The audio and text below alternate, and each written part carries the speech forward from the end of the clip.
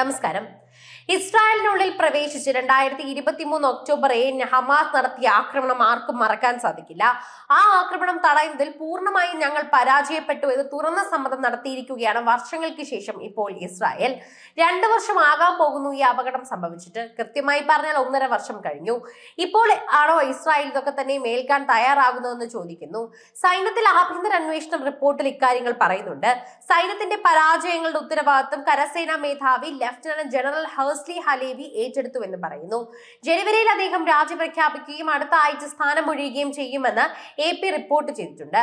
സൈന്യവും ഇന്റലിജൻസ് സംവിധാനങ്ങളും പൂർണ്ണമായി പരാജയപ്പെട്ടെന്നും റിപ്പോർട്ടിൽ പറയുന്നു. ഹമാസിനെ കുറിച്ച് കണ്ടിട്ടുണ്ട്. അവരുടെ ശേഷി മുൻകൂട്ടി അറിയാൻ കഴിഞ്ഞില്ലെന്നും റിപ്പോർട്ടിൽ സൈന്യം പറയുന്നതായി തന്നെ വാർത്താ ഏജൻസി റിപ്പോർട്ട് ചെയ്തു.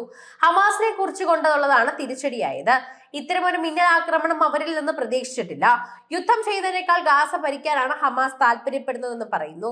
കണക്കുകൂട്ടൽ ആക്രമണം ഉണ്ടായാൽ തന്നെ പരമാവധി എന്ന അതിർത്തി പോയിന്റുകളിൽ നിന്ന് മാത്രമേ ആക്രമണം നടത്താൻ കഴിയുകയെന്നും ഇസ്രായേൽ സൈന്യം കരുതി. എന്നാൽ യഥാർത്ഥത്തിൽ അതിൽ തന്നെ അതിർത്തി കടന്ന ആക്രമണത്തിലേക്ക് എത്താൻ 60-ലേറെ മാർഗങ്ങൾ ഹമാസിനുണ്ടായിരുന്നുവെന്ന് പറയുന്നു. ഇതാണ് റിപ്പോർട്ടിൽ പറയുന്ന പ്രധാനപ്പെട്ട കാര്യം. ഒക്ടോബർ 7 ആക്രമണത്തിന്റെ മുഖ്യ സൂത്രധാരനായിരുന്ന യഹിയ സിൻവർ, അദ്ദേഹത്തിനെ കുറിച്ച് എല്ലാവർക്കും അറിയാം. യഹിയ സിൻവർ 2017 തന്നെ ആക്രമണത്തിന്റെ ആസൂത്രണം ആരംഭിച്ചിരുന്നുവെന്ന് ഇന്റലിജൻസ് ഗവേഷകർ തന്നെ തെളിയിക്കുന്നുണ്ട്. ഇസ്രായേൽ സൈനിക ഉദ്യോഗസ്ഥരും പറയുന്നുണ്ട്.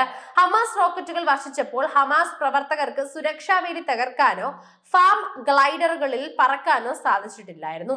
ഹമാസ് പോരാളികൾ നിരീക്ഷണ ക്യാമറകൾ പ്രവർത്തനരഹിതമാക്കുകയും അതിർത്തിയിൽ നിലയുറപ്പിച്ച നൂറുകണക്കിന് സൈനികരെ കൊന്നൊടുക്കുകയും വേഗത്തിൽ കീഴടക്കുകയും ചെയ്തു. അവിടെ നിന്ന് അവർ ഹൈവേകൾ, അതിർത്തി പ്രദേശങ്ങൾ, ഒരു സംഗീതോത്സവം, ഒന്നിലധികം സ്ഥലങ്ങളിലെത്തി 251 ബന്ദികളുമാക്കി.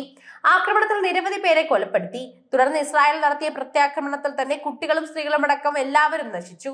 40,000-ഓളം പേരാണ് കൊല്ലപ്പെട്ടത്.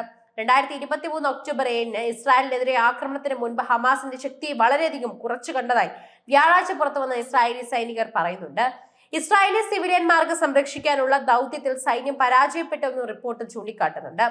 ഹമാസിന് പൂർണ്ണതോതിൽ യുദ്ധത്തിൽ താല്പര്യമില്ലെന്നും നിലപാട് മാറിയാൽ ഇസ്രായേലിന് മതിയായ മുന്നറിയിപ്പ് ലഭിക്കുമെന്നുമുള്ള ധാരണ വർഷങ്ങളോളം ചോദ്യം ചെയ്യപ്പെടാതെ ഉയർന്നു. ഇതിനാൽ തന്നെ ആക്രമണം ചെറുക്കാനുള്ള തയ്യാറെടുപ്പിന്റെ അഭാവമുണ്ടായി. ഗസയിൽ ജീവിത സാഹചര്യങ്ങൾ മെച്ചപ്പെടുത്തി യുദ്ധം ഇല്ലാതാക്കി ഹമാസിനെ സ്വാധീനിക്കാൻ കഴിയുമായിരുന്നു എന്നാണ് വിശ്വാസമെന്നും റിപ്പോർട്ടിലുണ്ട്.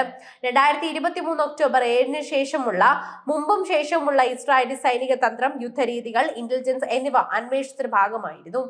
ഏറ്റവും മോശം സാഹചര്യത്തിൽ പോലും ഹമാസിന് പരമാവധി 8 അതിർത്തി പോയിന്റുകളിൽ നിന്ന് കര ആക്രമണം ആരംഭിക്കാൻ കഴിയുകയുള്ളൂ എന്നാണ് സൈനിക ഉദ്യോഗസ്ഥർ കരുതിയതെന്ന് ഒരു ഉദ്യോഗസ്ഥൻ പറഞ്ഞു.